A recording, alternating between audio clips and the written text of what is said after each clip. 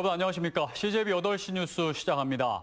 김영하 지사의 돈봉투 수수 의혹과 관련해 경찰이 참고인들을 불러 본격적인 수사를 시작했습니다. 이번 사건에서는 특히 당사자들 간의 통화 내역과 그 내용이 핵심 증거가 될 것으로 보이는 가운데 실제 돈봉투가 전달된 것으로 추정되는 시점 하루 전날 당사자들 간의 통화가 있는 것으로 전해졌습니다. 이태영 기자입니다. 경찰은 이번 주부터 김영환 지사의 돈봉투 수수 의혹 사건과 관련한 참고인 조사를 시작했습니다. 먼저 지난 6월 일본 출장 당시 출장 업무와 관련된 공무원과 여행업체를 불러 출장 배경과 현지에서 활동 내역 등을 조사했습니다. 돈봉투 수수 의혹의 실체적 진실을 규명하는 관건은 금품이 건네진 것으로 추정되는 시점 이전의 통화 내역과 내용입니다. 현재 경찰은 돈봉투를 전달한 것으로 지목된 두 체육협회장과 김 지사의 휴대전화를 모두 압수한 상태입니다. 경찰은 돈봉투 전달 시점인 지난 6월 26일 이전 당사자들 간의 통화 내역에 대해 포렌식 작업을 거쳐 확인할 예정입니다. 실제 김 지사와 윤현우 회장이 만나기 하루 전날 밤 둘 사이 통화가 이뤄진 것으로 알려진 가운데 그 직전 통화에서는 윤 회장이 윤두영 충북 배구협회장에게 500만 원과 관련된 이야기를 나눈 것으로 전해졌습니다. 경찰은 또 당사자들 간 통화뿐 아니라 제3자와의 통화에서 혹시 돈봉투와 관련된 내용이 언급됐는지 여부도 들여다볼 계획입니다. 해당 사건이 언론을 통해 알려지기 이전 돈봉투 전달 사실을 본인이 스스로 언급했다는 제보도 있는 만큼 이를 확인하는 게 이번 사건에서 핵심 증거가 될 것으로 전망되고 있습니다. 이미 김영환 지사는 돈을 받은 사실이 없다는 입장을 냈고 두 체육협회장들도 둘 간의 금전 거래만 있었을 뿐 지사에게 돈을 건넨 사실은 없다고 혐의를 전면 부인하고 있습니다. 경찰은 변호사 입회하에 포렌식 작업을 진행한 뒤 관련자들을 소환 조사할 계획이라고 밝혔습니다. 한편 민주당 소속 도의원들은 김 지사의 직접 해명을 요구하는 성명을 발표했고 충북경찰청 앞에서는 철저한 수사를 촉구하는 시민단체의 1인 시위도 이어졌습니다. CJB 이태현입니다. 오송 참사에 대한 국정조사가 이르면 다음 달 시작될 것으로 보이는 가운데 김창규 제천시장과 정영철 영동 군수가 국정조사의 연기를 요청했습니다. 두 단체장은 다음 달 제천 국제한방 천연물 산업 엑스포와 영동 세계 국악 엑스포가 개최 예정인 만큼 국정조사로 조직위원장을 맡은 김영환 지사가 참석하지 못할 경우 행사에 악영향을 줄 수 있다고 밝혔습니다. 한편 앞서 김 지사도 국정조사를 연기해달라는 의견을 밝힌 바 있지만 민주당은 모레 예정된 국회 본회의에서 오송 참사 국정조사 계획서를 처리할 계획입니다. 과거에는 생활 쓰레기를 땅에 묻는 일이 빈번했는데요. 당시는 관행적인 행동이었는데 수십 년이 지난 요즘 썩지 않은 채 곳곳에서 흉물처럼 모습을 드러내고 있습니다. 문제는 2차 환경오염은 물론 재처리에도 적지 않은 예산이 든다는 데 있습니다. 생활 쓰레기의 역습, 이민아 기자가 취재했습니다. 쓰레기가 뒤엉켜 있는 흙더미를 검은 가림망으로 덮어놨습니다. 생활 쓰레기와 성물 등 무려 140톤가량입니다. 청주 가덕면의 한 공원묘지 땅 속에서 발견된 것입니다. 공원묘지 조성 이후 발생한 쓰레기 등을 땅 속에 묻어왔는데 최근 도로공사 과정에서 모습이 드러났습니다. 분류 작업을 하다 보면은 물량은 좀 줄어들 텐데 한 4천만 원 정도 예산을 일단 세워놨습니다. 1차로 발견된 토지 인근을 주변을 더 광범위하게 해서 한번 조사를 한 번 더 해보고 6m 깊이로 파낸 논바닥에는 지금도 침출수가 남아 있습니다. 땅속에서 계속 환경오염이 발생하고 있었다는 얘기입니다. 청주 상당산성 등산로, 산길 곳곳에 파헤쳐진 채 쓰레기가 드러나 있습니다. 여름철 집중호우에 흙이 쓸려 내려가면서 땅속에 묻혀있던 생활 쓰레기들이 모습을 드러낸 겁니다. 과거 학교 소풍이나 야유회 때 쓰레기를 모아 묻은 흔적이 드러난 것으로 추정됩니다. 민원이 잇따르자 청주시가 수거 작업을 벌이고 있습니다. 하지만 어디에 얼마나 이런 쓰레기가 묻혀 있는지는 알 길이 없습니다. 아니 비가 오면 그게 또 나올 거란 말이야. 잘 쓸려 내려가는 길이니까. 그럼 언젠가 또 나온다고 봐야지. 옛날에는 그런 것도 뭐 사기 매립해놓고 그런 것이 30-40년이 지나고 난 이후에 나오니까 현재 시민으로서는 진짜 안타깝죠. 과거 관행적으로 땅에 묻어놓은 생활 쓰레기의 역습. 수십 년이 지난 지금 환경오염과 비용 부담이란 청구서를 내밀고 있는 셈입니다. CJB 이민아입니다. 최근 극한호우와 폭염 등 이상기온과 함께 인구 고령화와 인구 감소 등은 농촌의 위기를 실감케 하고 있습니다. 이에 따라 청주시와 농민들이 농정 대전환 토론회를 개최했는데요. 우선 지역 맞춤형 농업정책이 절실하다는 데 공감했지만 넘어야 할 산이 적질 않습니다. 장원석 기자입니다. 청주 지역은 올해 현재까지 33도 이상의 폭염 일수는 27일, 열대야 일수는 41로 지난 10년간 최고 기록을 모두 갈아치울 것으로 보입니다. 여름철 극심한 폭염과 가뭄이 지속되면서 벼멸구와 가시 문이병 등 병충해 발생 비율도 높아졌으며 지난해 청원 생명쌀은 미지를 나타내는 현미율과 도정 수율이 1년 전보다 75% 수준으로 뚝 떨어졌습니다. 앞으로 풍년은 없다는 농업 위기론이 제기되며 청주시와 농민들이 머리를 맞대고 농정 대토론회를 열었습니다.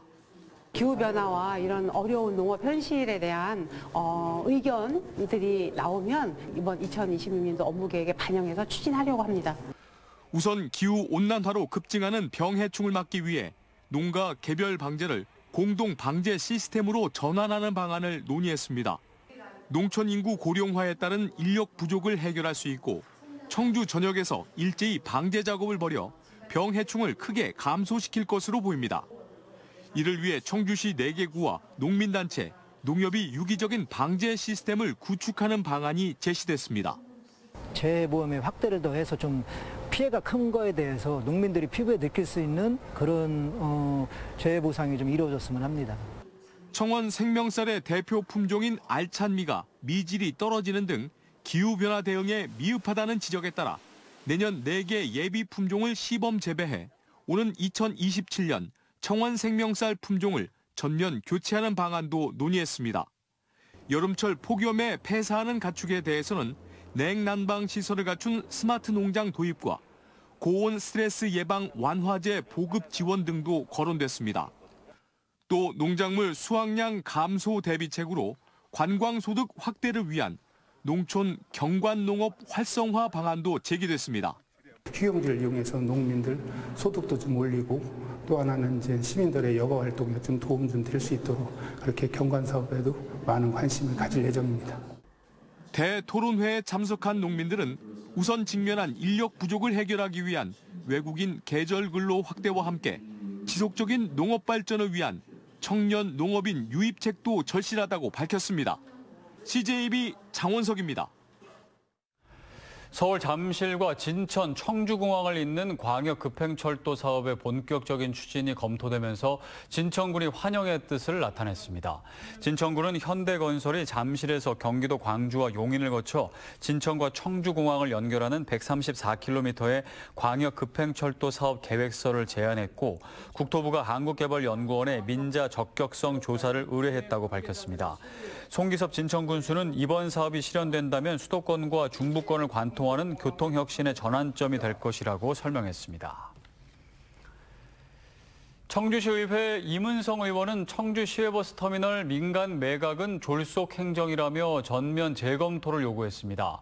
임 의원은 보도자료를 통해 청주 시외버스 터미널은 지난 2016년과 2024년 충청북도와 감사원 감사에서 재산 활용 비효율성을 지적받았다며 시장과 집행부의 직무 태만을 지적했습니다. 또 대규모 시민재산을 매각하면서 단 한 차례 의견 수렴 절차가 없었다며 오는 28일 의회 상임위 심의를 앞둔 시외버스 터미널 매각 절차 중단을 촉구했습니다. 개인 일상부터 여행과 스포츠까지 다양한 순간을 담기 위한 액션 카메라의 인기가 높아지고 있습니다. 하지만 일부 제품의 경우 광고보다 성능이 부실한 데다 작동 오류의 녹화 중단과 전원 꺼짐 현상까지 발생하는 것으로 조사됐습니다. 이윤영 기자가 보도합니다. 한국소비자원이 시중에 판매되는 주요 액션 카메라 6개 제품의 품질과 안전성을 종합평가했습니다. 먼저 해상력 등 화재가 관련된 6개 세부 항목을 종합적으로 평가한 결과 고프로와 DJI, 인스타360 제품이 우수한 평가를 받았습니다. 흔들림 안전성 면에서도 3개 제품이 우수한 평가를 받은 반면에 내셔널 지오그래픽과 에이스1은 보통, 유프로는 미흡한 것으로 조사됐습니다. 고프로와 인스타 360 제품은 일반 촬영 조건에서는 문제없이 작동했지만 최고 해상도로 촬영할 때는 과열로 인해 녹화가 중단되는 현상이 발생했습니다. 배터리 성능 면에서도 제품 간 편차가 컸습니다. 최대 촬영 시간은 내셔널 지오그래픽 제품이 2시간 49분으로 가장 길었고 에이스1이 1시간 41분으로 가장 짧았습니다. 충전 시간의 경우 DJI 제품이 54분으로 가장 빨랐고 내셔널 지오그래픽은 2시간 33분이 소요돼 3배 가까이 차이가 났습니다. 특히 우려되는 부분은 방수 성능입니다. 내셔널 지오그래픽 액션캠 프로는 수심 12m 방수를 광고했지만 실제로는 10m에서 전원이 꺼지는 현상이 발생했습니다. 차량용 블랙박스 기능을 광고한 4개 제품 중 3개는 고온이나 저온 환경에서 작동 오류가 발생했습니다. 시험 결과 일부 제품은 최대 화각, 방수 성능, 내환경 성능 등에서 표시 광고된 내용과 달랐고 소비자가 정확한 정보를 바탕으로 제품을 선택할 수 있도록 관련 내용의 개선을 권고했습니다. 한국소비자원은 액션 카메라의 제품별 주요 성능의 차이가 큰 만큼 소비자들이 구매 전 제품 사양을 꼼꼼히 확인할 것을 당부했습니다. CJB 이윤영입니다.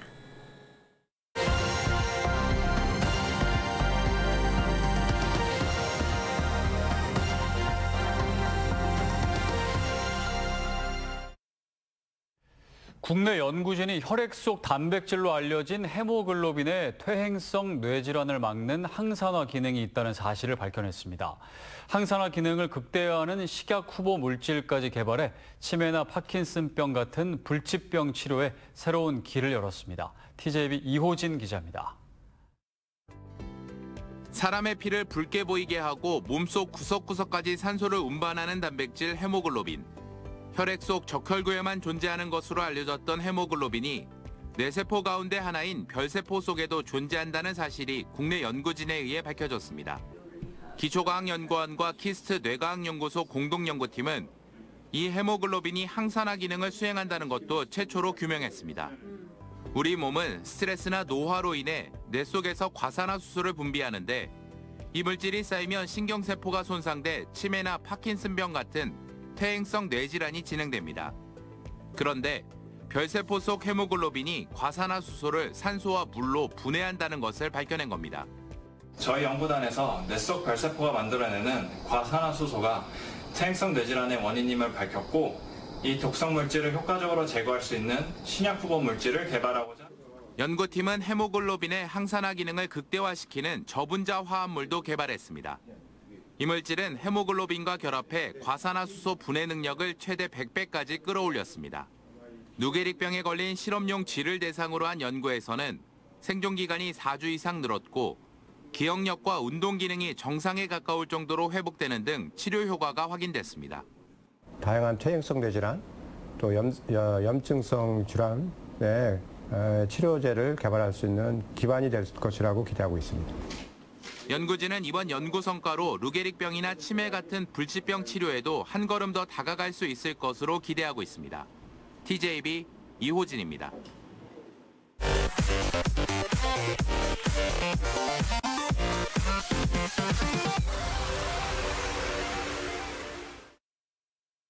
충주시의회는 충주시 업무 제휴와 협약 등에 관한 조례 개정안을 입법 예고했습니다. 유영기 의원이 대표 발의한 개정안은 긴급 추진의 필요성이 현저하고 보완 유지가 필요한 협약 등이 아니면 시의회에 반드시 보고하도록 명시했습니다. 또 충주 LNG 발전소 협약 등 의회 보고 누락의 근거가 됐던 종전의 예외 규정을 대부분 삭제해 행정의 책임성과 실효성을 높이는 것이 개정 이유라고 밝혔습니다.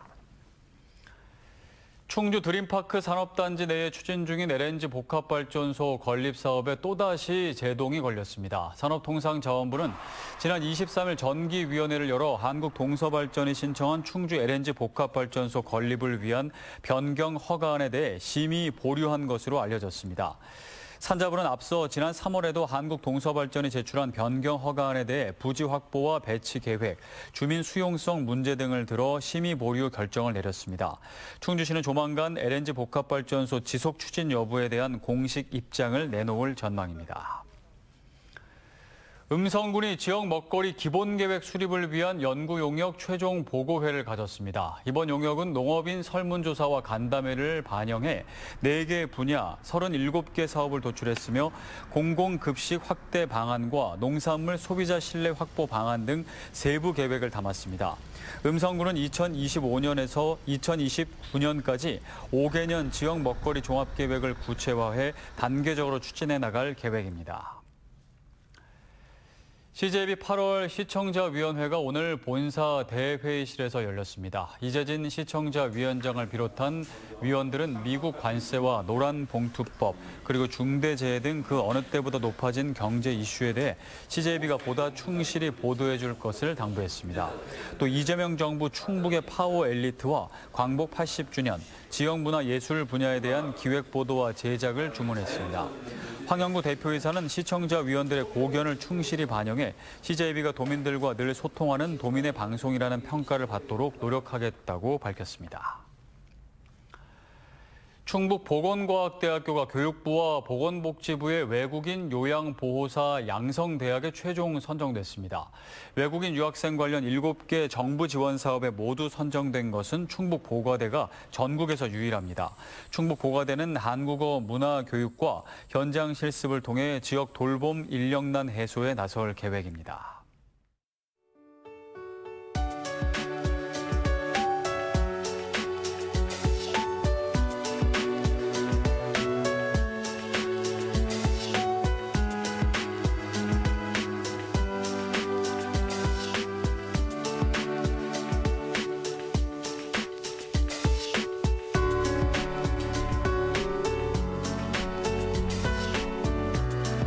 이상으로 CJB 8시 뉴스를 모두 마칩니다. 함께해 주신 여러분 고맙습니다.